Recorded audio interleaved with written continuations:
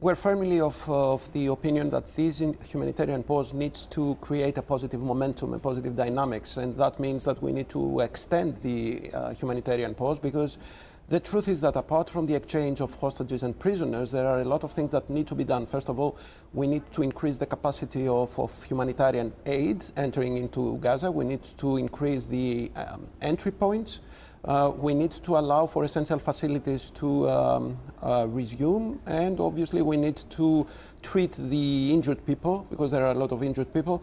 So there are a lot of things that need to be done, and mostly, Juliana, I think we need a further humanitarian pause in order to start thinking about the day after, because the important thing is to just foresee the permanent ceasefire and a permanent solution according to the Security Council resolutions. It's important to start seriously discussing about the day after. How do you get there? I mean, at this point, that seems very far away when you listen to Benjamin Netanyahu and what's going on the Hamas side of the conflict. So how do you get from here to there? I think it's important that there is a critical mass of commonality in the mindset of most people and most governments. We really think that the situation triggered by the 7th of October terrorist attack by Hamas has created an appalling situation, but at this moment it's not a matter of accountability. I think it's mostly a matter of trying to find a sustainable settlement of the situation, and that's why all governments are now exercising pressure in order for the extension of humanitarian pause.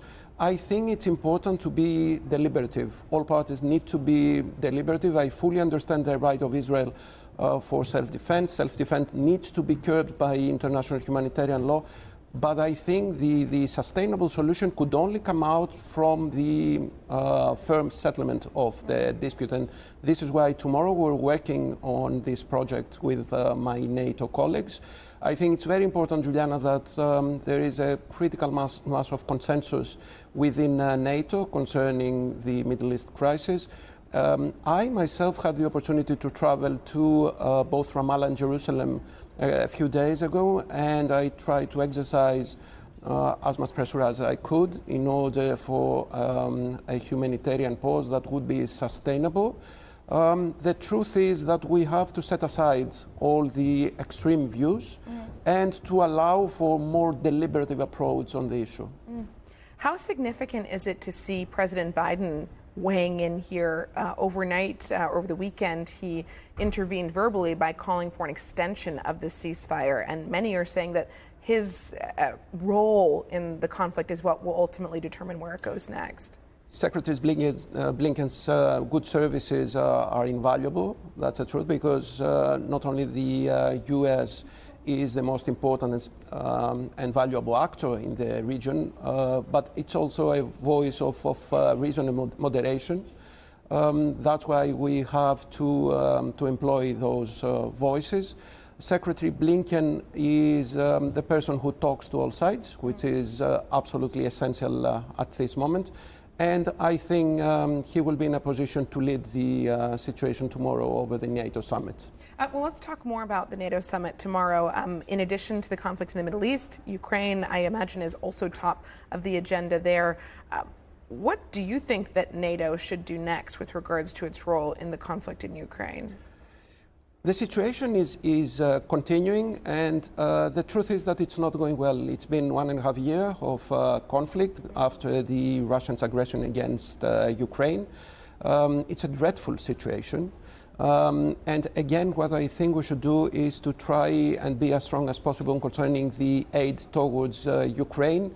We have firmly stood by Ukraine in all these difficult times, but the truth is that we should try and further coordinate our activities in favor of Ukraine. The truth is that because of all other peripheral regional crises, there is some sort of a shared attention.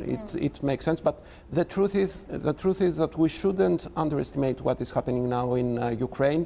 We should firmly stick by our basic notion that revisionism has no place in contemporary world, and we have to apply common standards in all conflicts. Unfortunately, Juliana, what we see in contemporary world is that there are many regions suffering from aggression and revisionism. We have to apply common standards.